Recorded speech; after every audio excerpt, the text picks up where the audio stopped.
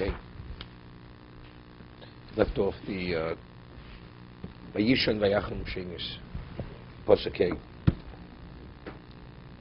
Vayishon Vayachim Shenis. He slept and he dreamt a second time. V'nisheva shibolam olos b'konei echod. 7 sheaves b'konei echod on one stalk. Brios etovos.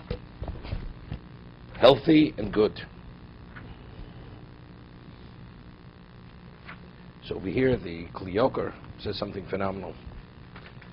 We had said regarding the cows that they were Yifos Mara meant, he says, people had Ayin Tova. That since there was such bounty, there was no envy among people.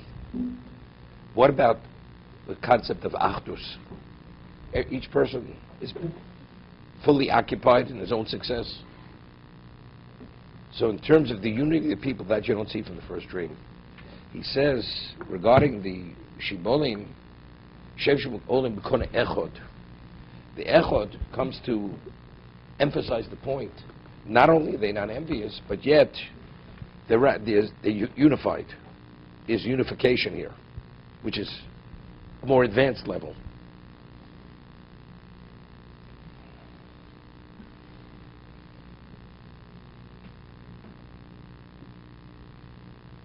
V'nei Shem Shibolim Dako Shtufos Kodim.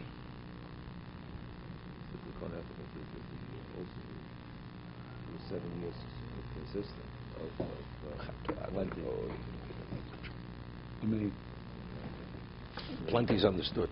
And then the Rav wasn't careful. No, that he points out afterwards. We didn't see the Psukim. We didn't see the Psukim yet. But regarding the good years, there were Konei Echod. There was Achdus.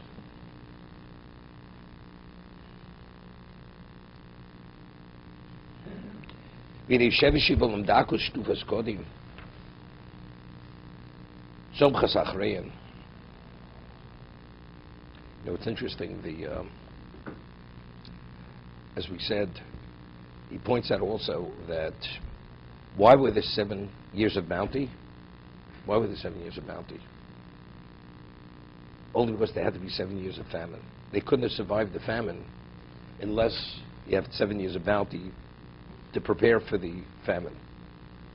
And he points out, because the Rameir Simcha, in the Meshech Chochmah, and also the Kli Yakar points this out, it says, Vatamodna Hapos Ros, they stood next to the Poros HaTovos, meaning they stood adjacent to one another. They were so weak that unless they had the support of the healthy cows, they would have fallen over. They couldn't stand on their own strength. So the Shonim HaTovos were really the only reason why they were able to survive the bad years. But why did we have Rov? Why was there Rov? The reason why there was Rov is because Yaakov had to come to Mitzrayim. That's why there was a famine. Why else was there a famine? Right? Yeshev Mitzrayim. Because Yosef was in Mitzrayim. Yaakov had to go to Egypt. No, you could bring food from elsewhere. You could bring food from elsewhere. Right? Later it says because they were concerned about black market. So therefore you had to go. That's the reason why Yosef had to be involved in each one of the transactions. Otherwise people would start buying and then selling it on the market for various prices. He wanted to control it. Okay? So the reason why there was a Rav was because Yaakov had to go to Egypt. The reason why there was plenty, because they couldn't have survived the famine. That's how bad the famine was. Okay? But what happened during the Rav? What happened? What happened? They accumulated all the wealth of the world. All the wealth of the world was accumulated to Mitzrayim. And why did all the wealth of the world have to go to Mitzrayim? Because when the Jews left, they had to go out to Rechush Godel.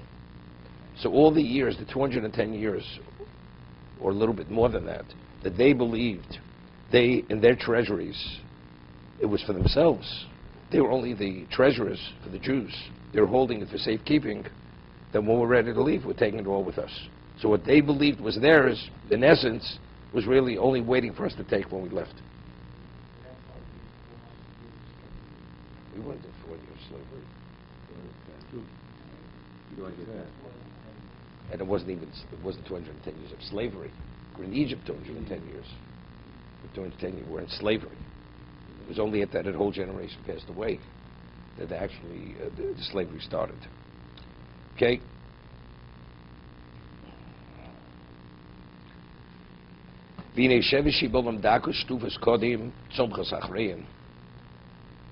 And again, 7 sheaves, thin, windblown. They were beaten by the easterly wind.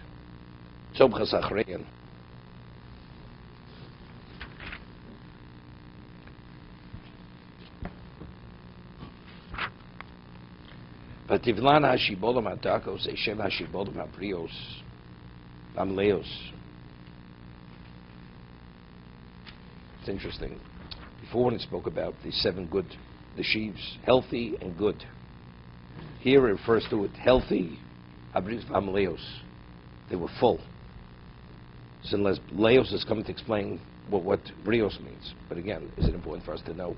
So evidently, there is a nuance of difference in leos and brios. When he originally saw it, he saw it was brios v'tovos. When they came to swallow it, what were they swallowing? Brios from leos. It's para v'ini chalom. Rashi said, "V'ini chalom." It's Chazal. V'ini nishlam chalom sholem lefonav v'utrach leposim. The dream became complete. Needed interpreters. Okay, let's see the Maral.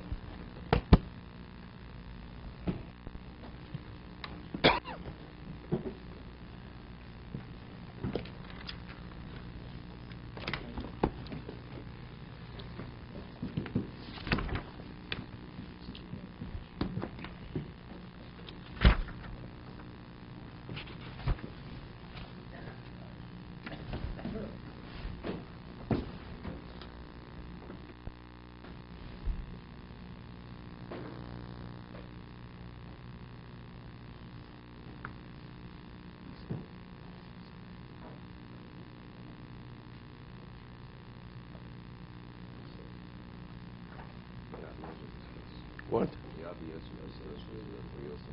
What does he say? But usually you don't find it dealing with vegetation, only with animals. So Brios, what brios? Brios is an animal, a living. Right, so not on that has to do with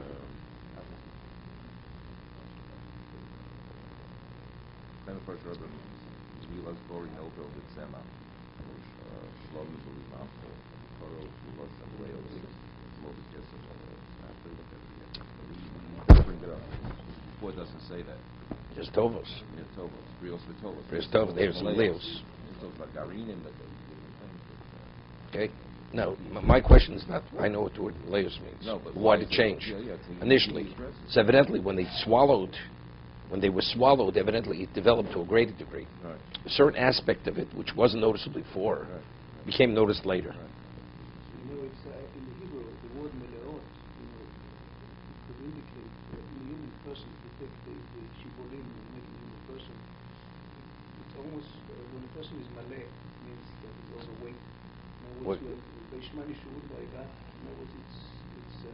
Something that Malay is not the Yishman Yeshua Vayvat. It's a whole different connotation. I'm saying the Malay is indication of overweight. Sometimes it can be satisfied. It could be full. Malay could be it's full. It's full. That's Malay.